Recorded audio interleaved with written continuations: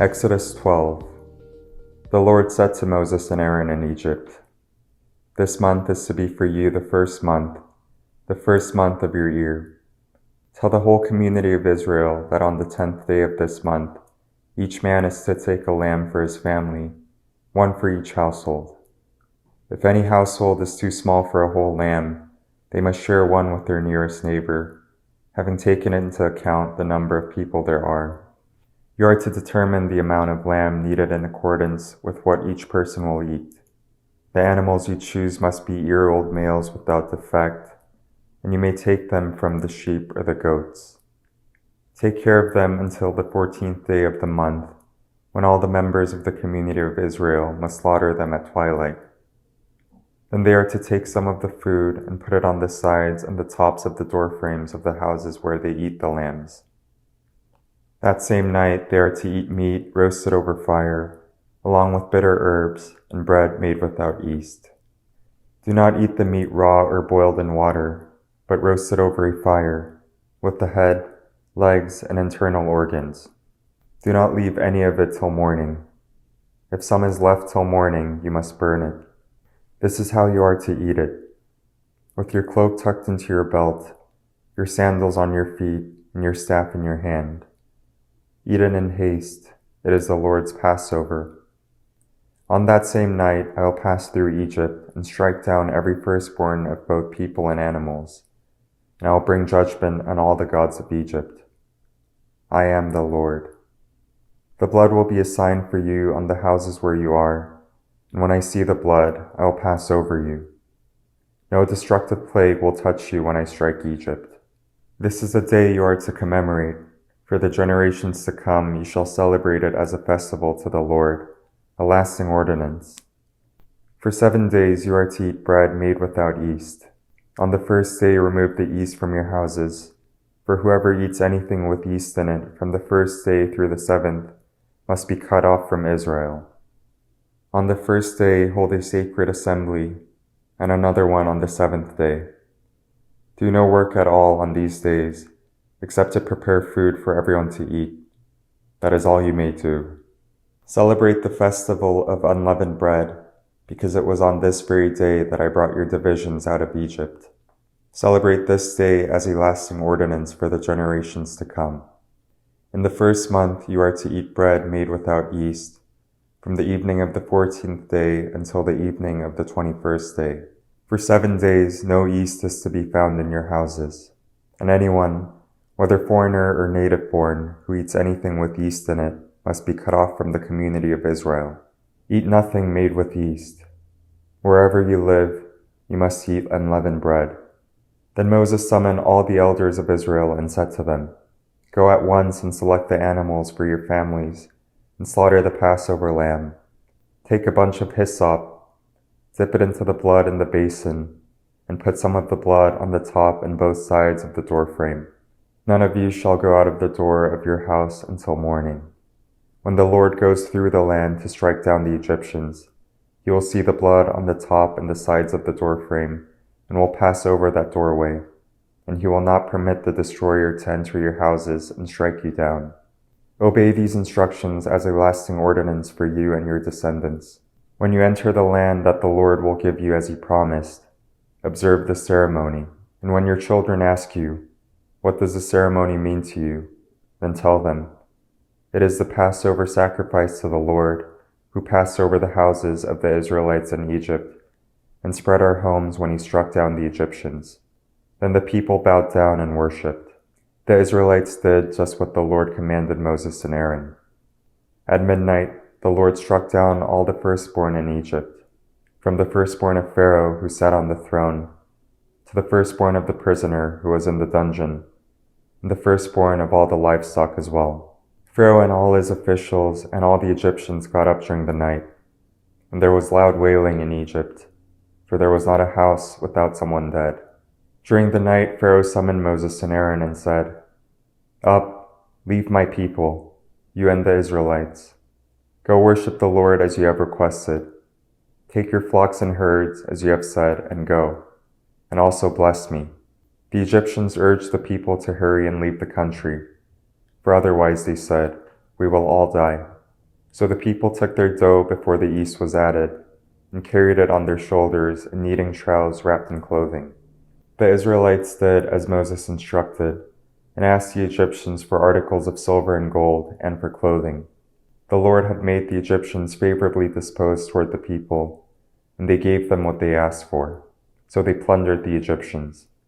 The Israelites journeyed from Ramses to Succoth. There were about 600,000 men on foot, besides women and children. Many other people went up with them, and also large droves of livestock, both flocks and herds. With the dough the Israelites had brought from Egypt, they baked loaves of unleavened bread. The dough was without yeast because they had been driven out of Egypt, and did not have time to prepare food for themselves. Now the length of the time the Israelite people lived in Egypt was 430 years. At the end of the 430 years, to the very day, all the Lord's divisions left Egypt, because the Lord kept vigil that night to bring them out of Egypt. On this night, all the Israelites are to keep vigil to honor the Lord for the generations to come. The Lord said to Moses and Aaron, "These are the regulations for the Passover meal. No foreigner may eat it.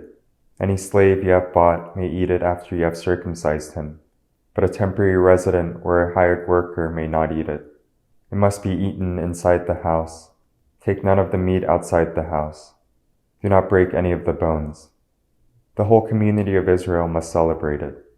A foreigner residing among you who wants to celebrate the Lord's Passover must have all the males in his household circumcised. Then he may take part like one born in the land. No uncircumcised male may eat it. The same law applies both to the native-born and the foreigner residing among you." All the Israelites did just what the Lord had commanded Moses and Aaron, and on that very day the Lord brought the Israelites out of Egypt by their divisions. Exodus 13. The Lord said to Moses, "Consecrate to me every firstborn male. The first offspring of every womb among the Israelites belong to me, whether human or animal." Then Moses said to the people, "Commemorate this day, the day you came out of Egypt, out of the land of slavery, because the Lord brought you out of it with a mighty hand. Eat nothing containing yeast. Today in the month of Aviv you are leaving, when the Lord brings you into the land of the Canaanites, Hittites, Amorites, Hivites, and Jebusites, the land he swore to your ancestors to give you, a land flowing with milk and honey. You are to observe the ceremony in this month. For 7 days eat bread made without yeast, and on the 7th day hold a festival to the Lord. Eat unleavened bread during those 7 days. Nothing with yeast in it is to be seen among you, nor shall any yeast be seen anywhere within your borders. On that day tell your son, I do this because of what the Lord did for me when I came out of Egypt. This observance will be for you like a sign on your hand and a reminder on your forehead that this law of the Lord is to be on your lips. For the Lord brought you out of Egypt with his mighty hand. You must keep this ordinance at the appointed time year after year. After the Lord brings you into the land of the Canaanites and gives it to you, as he promised an oath to you and your ancestors, you are to give over to the Lord the first offspring of every womb. All the firstborn males of your livestock belong to the Lord. Redeem with a lamb every firstborn donkey, but if you do not redeem it, break its neck. Redeem every firstborn among your sons. In days to come, when your son asks you, What does this mean? Say to him, With a mighty hand the Lord brought us out of Egypt, out of the land of slavery.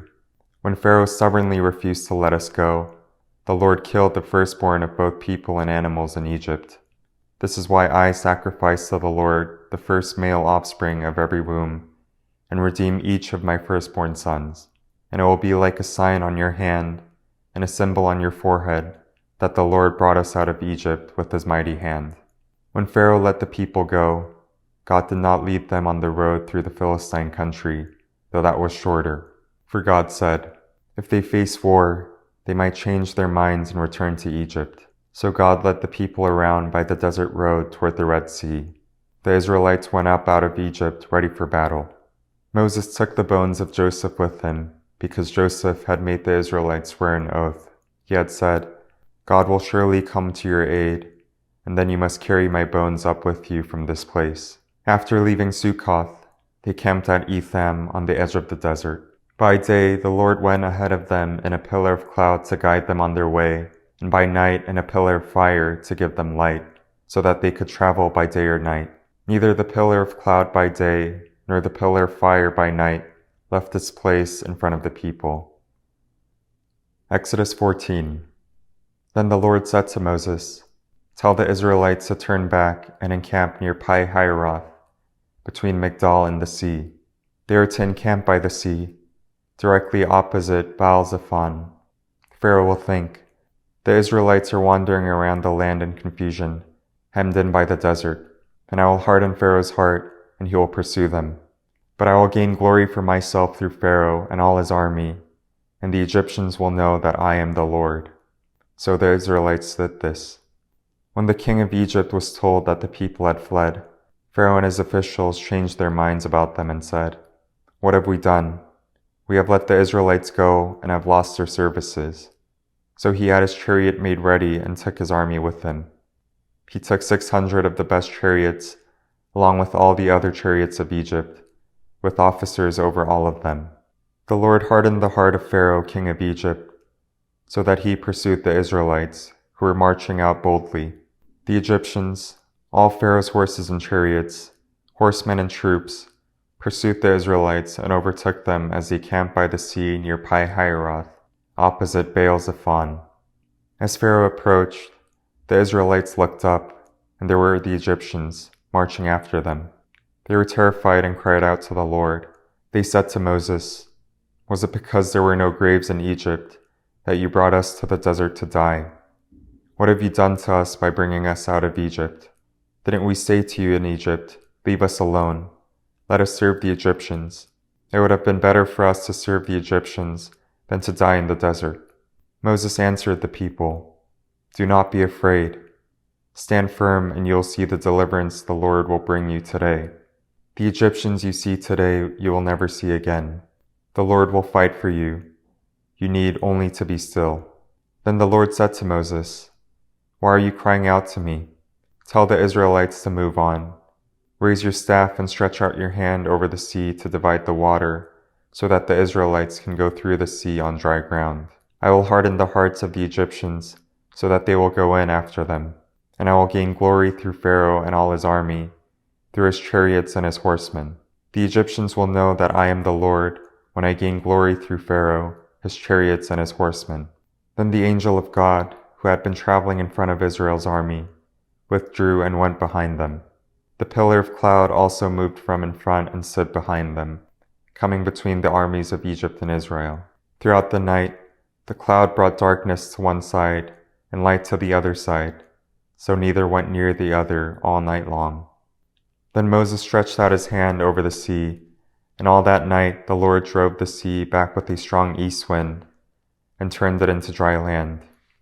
The waters were divided, and all the Israelites went through the sea on dry ground, with a wall of water on their right and on their left.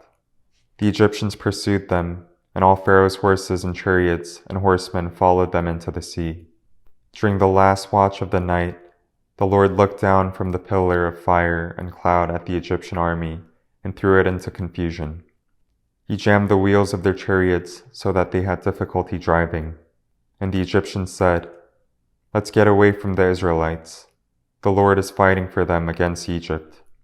Then the Lord said to Moses, "Stretch out your hand over the sea, so that the waters may flow back over the Egyptians, and their chariots and their horsemen." Moses stretched out his hand over the sea, and at daybreak the sea went back to its place. The Egyptians were fleeing toward it, and the Lord swept them into the sea.